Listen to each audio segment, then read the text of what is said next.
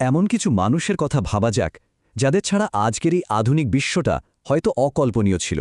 Nikola Tesla নিঃসন্দেহে সেই তালিকার প্রথম সারির একজন। কিন্তু এই অসাধারণ মেধাবী উদ্ভাবকের জীবনটা শুধু প্রতিভার গল্প নয়, এর সঙ্গে জড়িয়ে আছে চরম নাটকীয়তা, প্রতিদ্বন্দ্বিতা আর না বলা অনেক কথা। চলুন আজ সেই গল্পটাই একটু কাছ থেকে শোনা যাক।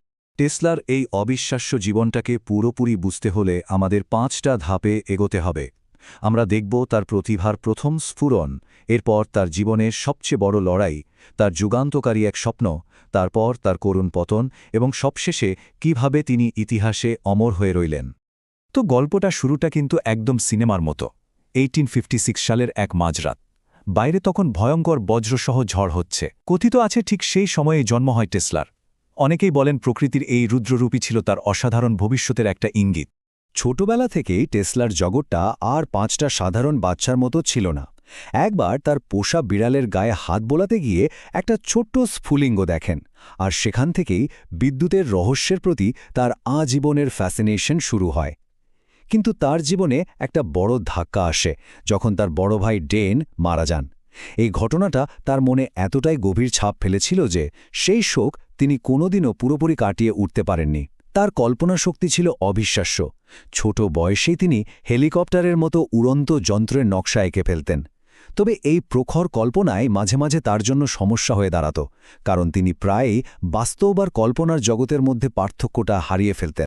জীবনের মোড়টা ঘুরল কিন্তু এক ভয়াবহ অসুস্থতার মধ্যে দিয়ে। টেসলা কলেরায় আক্রান্ত হলেন, প্রায় 9 মাস বিছানায় মৃত্যুর সঙ্গে লড়াই করছেন। এমনই এক সময়ে তিনি তার বাবাকে এক অদ্ভুত আবদার করে বসলেন। বললেন, যদি তাকে পাদ্রী হওয়ার বদলে ইঞ্জিনিয়ারিং পড়তে দেওয়া হয় তাহলেই হয়তো তিনি সুস্থ হয়ে উঠবেন। আর একটা সন্তানকে হারানোর ভয়ে মরিয়া হয়ে তার বাবা কথা দিলেন, শুধু ইঞ্জিনিয়ারিং পড়ানোই নয়, তাকে বিশ্বের সেরা কারিগরি প্রতিষ্ঠানে পাঠাবেন। আর এই একটা প্রতিশ্রুতি টেসলার ভবিষ্যতের দরজা খুলে দিয়েছিল।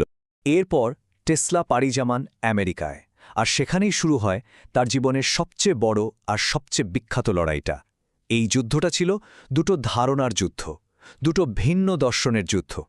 টমাস এডিসনের সাথে তার সেই ঐতিহাসিক কারেন্টের যুদ্ধ।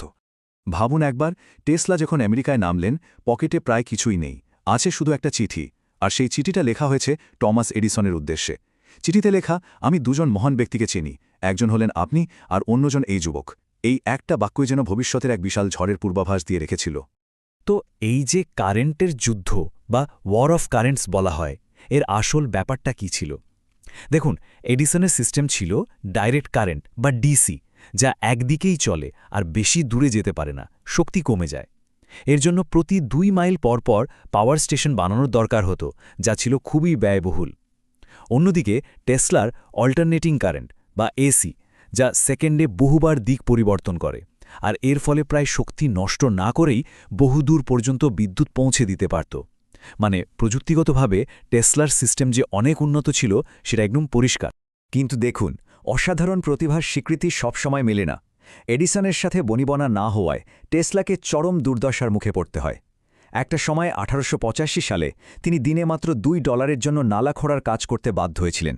ভাবা যায় যে মানুষটা পুরো পৃথিবীকে আলো দেওয়ার স্বপ্ন দেখছেন, তাকে কিনা পেটের দায়ে মাটি খুঁড়তে হচ্ছে।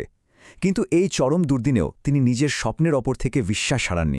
কিন্তু শেষ পর্যন্ত জয়কার হল, এই সংখ্যাটাই তার প্রমাণ। জর্জ ওয়েস্টিংহাউস যখন টেসলার এসি সিস্টেমের পেটেন্ট কিনে নিলেন, তখন তার ব্যবসা ফুলে ফেপে ওঠে। 1890 সাল নাগাদ তার কোম্পানির বার্ষিক আয় গিয়ে দাঁড়ায় $4.2 মিলিয়ন। কারেন্টের যুদ্ধে টেসলার এসি সিস্টেমের জয় ছিল এক কথায় অবশ্যম্ভাবী। কারেন্টের যুদ্ধ তো জেতা হল, কিন্তু টেসলার স্বপ্ন এখানেই থেমে থাকার ছিল না, বরং তার আসল স্বপ্নের শুরুটা তো এখান থেকেই। তিনি আর শুধু শহরকে আলোকিত করতে চান না, তিনি চান পুরো পৃথিবীকে এক অদৃশ্য জালে বেঁধে ফেলতে। তার ছাড়া, হ্যাঁ, কোনো তার ছাড়াই তথ্য আর শক্তি পৌঁছে দেওয়ার স্বপ্ন। এই অবিশ্বাস্য স্বপ্নের পেছনে ছিল তার এক যুগান্তকারী আবিষ্কার, টেরেস্ট্রিয়াল স্টেশনারি ওয়েভস। ব্যাপারটা কি সহজ করে বলি। টেসলা বুঝতে পেরেছিলেন যে আমাদের এই পৃথিবীটাই একটা বিশাল বিদ্যুৎ পরিবাহী বা কন্ডাক্টর। তিনি এই পৃথিবীকেই ব্যবহার করে এক জায়গা থেকে আরেক জায়গায় তার ছাড়াই শক্তি আর তথ্য পাঠাতে চেয়েছিলেন। ভাবতে পারেন, আজ থেকে 100 বছরেরও বেশি আগে তিনি কি কল্পনা করেছিলেন?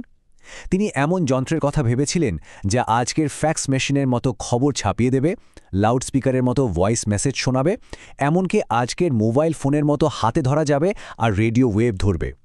এটা বললে মোটেও ভুল হবে না যে তিনি ১৯০০ সালেই আজকের ওয়ার্ল্ড ওয়াইড ওয়েবের একটা নকশা দেখে ফেলেছিলেন। এই বিশাল স্বপ্নকে সত্যি করার জন্য তো একটা বিশাল আয়োজন দরকার, তাই না? টেসলা বানালেন তার স্বপ্নের মিনার, ১৮৭ ফুট উঁচু ওয়ার্ডেন ক্লিফ টাওয়ার। আর এই প্রকল্পের টাকা দিয়েছিলেন সেই সময়ের অন্যতম প্রভাবশালী শিল্পপতি জেপি মর্গ্যান। সবই তো ঠিকঠাক চলছিল, কিন্তু হঠাৎ করেই যেন সব ওলটপালট হয়ে গেল। কেন জেপি মর্গ্যান এই যুগান্তকারী প্রকল্পে টাকা দেওয়া বন্ধ করে দিলেন? এই একটা প্রশ্নই টেসলার জীবনের মোড় ঘুরিয়ে দিয়েছিল। আর ওই একটা কেনর উত্তরই টেসলার জীবনকে ঠেলে দিয়েছিল এক গভীর অন্ধকারের দিকে। যে স্বপ্নটা পৃথিবীকে বদলে দিতে পারত, সেই স্বপ্নের পতনই টেসলার জীবনের সবচেয়ে দুঃখজনক অধ্যায়ের শুরু। একসময় সেলিব্রেটেড জিনিয়াস ধীরে ধীরে হারিয়ে যেতে লাগলেন বিস্তৃতির আড়ালে। ওয়ার্ডেন ক্লিফ টাওয়ারের পতনটা ছিল আসলে টেসলার নিজেরই পতনের শুরু।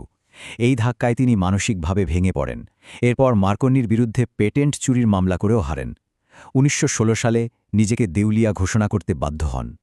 জীবনের শেষ দিনগুলোতে তিনি নিউ ইয়র্কের বিভিন্ন হোটেলে একা থাকতেন আর পার্কের পায়রাদের খাওয়াতেন।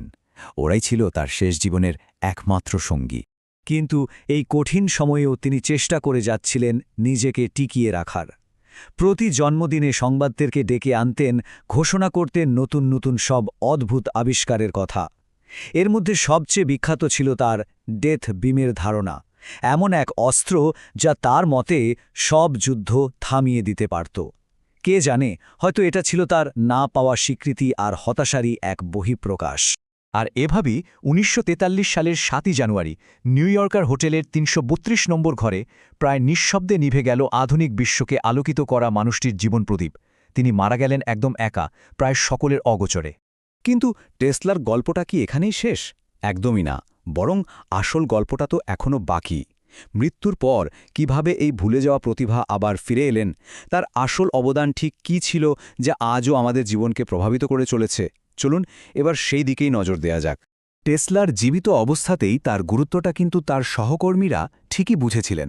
১৯১৭ সালে তাকে যখন এডিসন মেডেল দেওয়া হয়, তখন বলা হয়েছিল, যদি আমরা মিস্টার টেসলার কাজকে আমাদের জীবন থেকে বাদ দিই, তাহলে কারখানার চাকা বন্ধ হয়ে যাবে, আমাদের শহরগুলো অন্ধকারে ডুবে যাবে এবং আমাদের কলকারখানাগুলো অচল ও মৃত হয়ে পড়বে।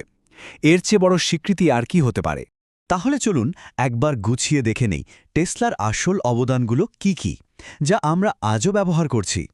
যে অল্টারনেটিং কারেন্ট বা এসি সিস্টেম দিয়ে আজ সারা পৃথিবী চলছে, সেটা তারই মস্তিষ্কপ্রসূত।